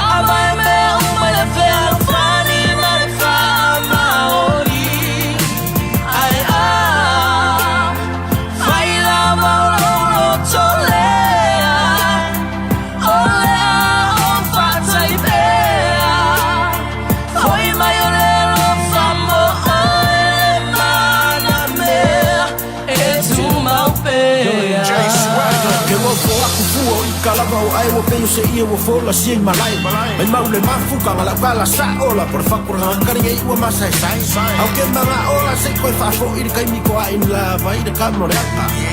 Ele no ko si o kalima la bo ko pa ia si o kama ele ai fo si ko kai maka parpala su mai ako bea ku iri wo ba se ia le la wa mangu ya ai se ko kala ia fa mu di wa lang la pe fa mangano wa ko mu lang perkara kayo nga mga ku ai fa mayor bele ai de bele no ola bea mayor ai o te tu mau bea itala no anga ile telefoni uana o la balo sofi ole ta u fenga inga tu oti ia fa mai me o le fe fani ma fa ma oli ai fai la balo tole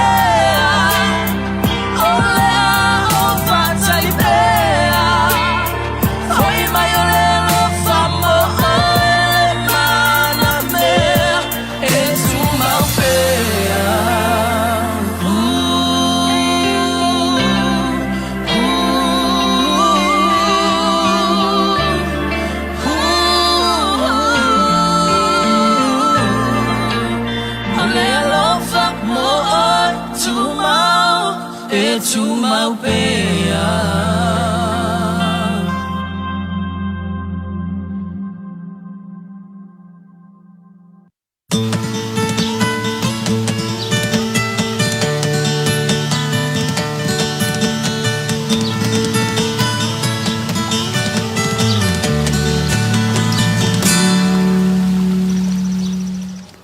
Talofa lava and welcome once again to another part of our show for today. Yeah, o tato o mai lama si ui foi o le tato polo kalame le nei aso. Yeah, na foi o to whaafofonga foi inisi foi o whaasalaunga, whaape foi inisi foi o whaiaonga ma sui o le aufenga luenga sa whape o na whaasoa atu foi o lātou tiu te whai ma awala foi o lo lātou tama whai a tili ina ia whaalelea le au nanga o le universite a walawa ia whanau ma whapea e o lo autowaa mai le universite a Wasemanuia mulipola ia pea nisi o ta whamanatu e whia tuina atu ia ele i whaaumalia le tapolo kalame le nita eo. Whaftai tele ia i le soa tau fu o por kalame le sunga fu ia masha le nei fu vai ngol tai au mal fa funga man silsila si tatu tunu after tele fu sau tele tam fu ngol tatu por kalame le Maleifua mai mi si fu tele o nanga o lo faiona sau tu fu ia sunga masha tonu vai ngol tu por tatu university ia o le lau ka ko ia ngi kai ia fa so atu fina ngalo fu ia ma watu ni si o vai ngai fa manatu e pele tunu e whaftai fwoi masha le mafuta mai ona i o tātou a inga matangata o lea i fia nungo o tātou por kalame e mai se fwoi tātou o whainga luenga le Universite ao Samoa o le si lea vaenga mataitu ina pēr tātou por kalame o le whaafhainga o fia lea ona malama o lea tunu i tangata whainga luenga e le ngata o lātou matawhai oi a le whapea po ia a whailaru tamiti a onga o le i lole ingo o le whaia onga tu lou whaia onga ma whapea o le professor le o science professor sa lo lunga ia tal no professor o ka ko ngala la ngoya professor o fa ya ngala le ngoya doctor o le tau o la na ni po kala me Maleifua mai o le fa la wi lo tangata la tu o na ia le foi la o matu fa tanu ngam se tas fo fal tu o tatu o le valan tau tu le tatu fal tu por tatu la ia le tinale a sa va tanga lo ngale ia le foi la a foi inka ka foi la fa fonga mai o e vai sia el faltus ala la mo ilo mai o tanga tala le ia ia fa te inga foi la le te mai te ne ya mas a foi te wa foi tu mas mo te tong pidi o mai sa o ile a foi ile office tu pe ia o mai ka pe ui mas la te te hoi la tu mai o le tatu ngal venga ia fa pe na foi ne tatu TV ia foi tau su e me tatu TV e foi sa fa sala la fa pisinisi fasal longa fa le ainga ia pe sau fu ia mai sau ta le ni pese fu te na usu no ka ko kiwi ka lia mal fa tai al jaua o le iai o se fe au ta ua mo le atunu Sa o lele lawa a o ke sa wele le mau TikTok e vai runga de TikTok ko gi o nai vaenga na ia a fai ke fi so ka i mai ma e su mai vaenga na ta ua e nai na yalom fa na ule mai la tu pese ye tai lunga tatu TV mo le nga fa tai e pe yo Nacho Brothers e le pese le lawi lo le avu o le maftanga le telefone ye po le ale ya mali tuala tu mau pea ai le ya la le ke ma ko ve anu ke ma sang ya ngai fa fo ya ai pe o fa long fa tai na ia alo le tunu o le fa tanga ona fa sala la la tu pese lunga tatu TV e ma se fo ina inisi tanga ta pe o le o alo ne o sulveta kurene e foi a mea la tau pese ia manisi ona yuso ia mea la tau pese fa mai le afaina ia ona watu e fa la wilo i lunga o tatu TV nei ia mo le 12 tai tele ia i la tau mo lang sua fa tai tele il tatu puksa por tatu fa le loa i la e o por kalame le i ma ofu mal sunga foi a masha ma ia ma lo ka ofu foi le fa kai foi me alo fa soli ia al nei chao ia mo le lang fa tai tele fa ma lo i la u tau mai mo mai sa mo misena ya tatu ai ngam pa ngai so se tunu la lang yo ma fu tsamo ya ol fa unga fu ne ol tatu pu kalame ile nei fu chao to e tuli chao mai le aso nga fua ile temi lava nei le i vol fu ma chas ya ola e fa fo ngai fu inisi fu fa chal no ngai mes fu ya ma ku kala ngo ko ma watu ya fa mana tu tatu tunu i va enga te chasi lo tu pu ton no tatu university ya wa samo ya ile nei fu i va enga o le por kalame ia ai fai o choi mas fam chalanga o le ase chala ua pa o vale lau fa fonga ma le tau tamali foi se upui lau silsila sa mo ia ma tau ti fa to esem fa mo la lo atu tau ia no ma tau fa pe la foi ia ile mo na se usau ma ta fe inu le aina sa ma tau vai ma se fam chalanga o le a choi lau fa fonga ma silsila mai ia al tatu nunga lava a fai mo mo se chau o se fe au mo le university ia o la ma tau foi tau tual na ina ia family ina lo fina ngalo sa mo manuia fu ngol ne yaso manuia tele le weekend ile anga le leo lo tatu tapa au sili le langi tatu toi fe lo ia ile aso ngafu o le vai aso fo. You have a blessed weekend and a safe one. May our good Father be with you always in all that we do and in whatever that we have happens along our way. Next week on Monday, same time and same place, and keep it locked either ways. Thank you very much, and Tofaya Soifua.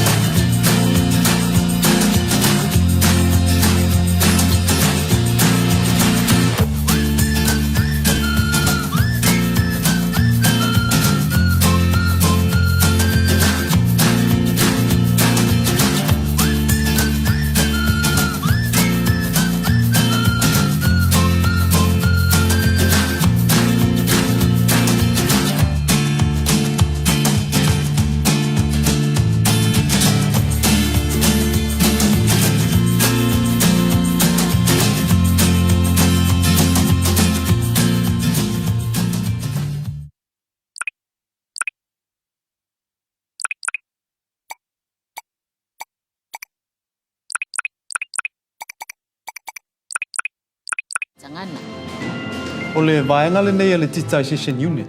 Le tasi le nei o vaenga le archive i te tono sa molo o teu manuina wha maumanga tā ua le tunu.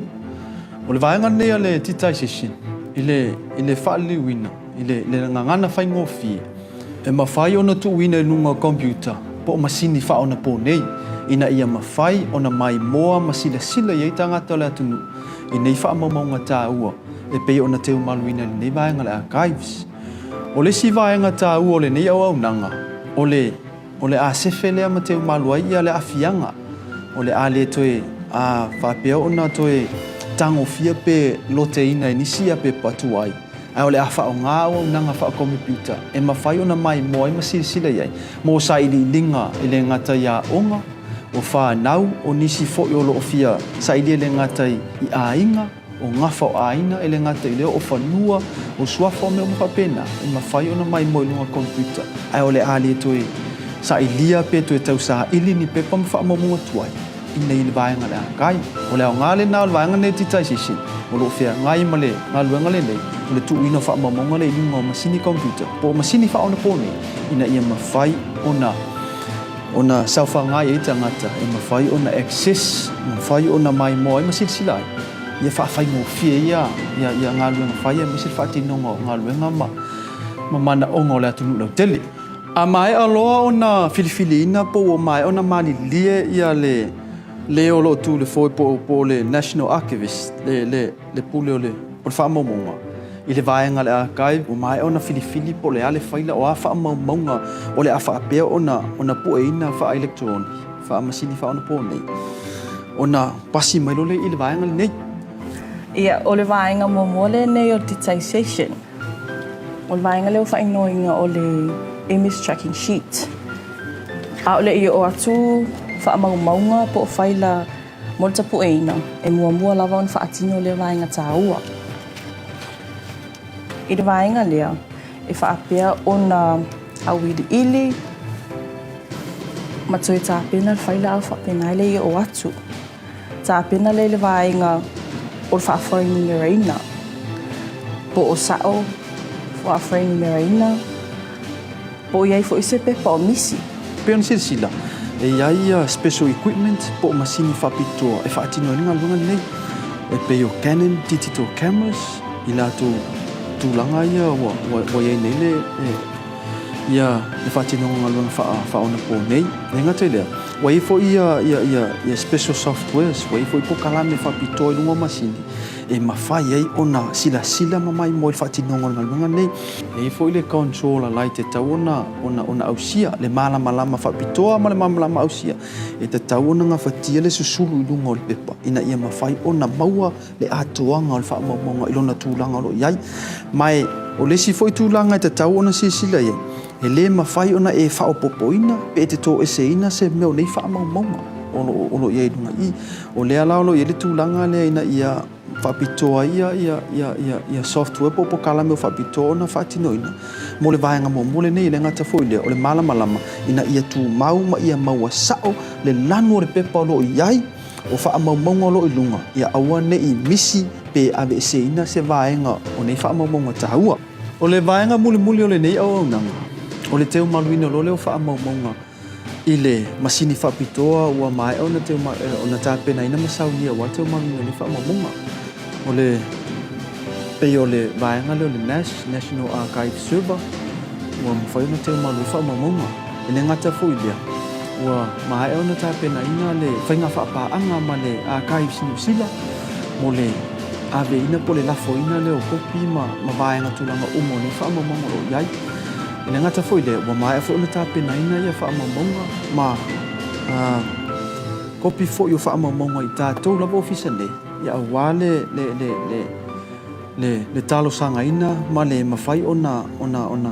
sila ila mamalo le atunu. O le naunau ta inga ia le nei vaenga le digitization po le archive. Ina ia mawhai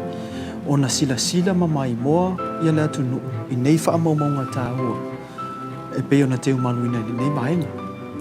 O lo iei fo ia vaenga e mawhai ona talo sanga ina i pe a e fia ausia ina ma e fia sila i nei whaamaumaunga.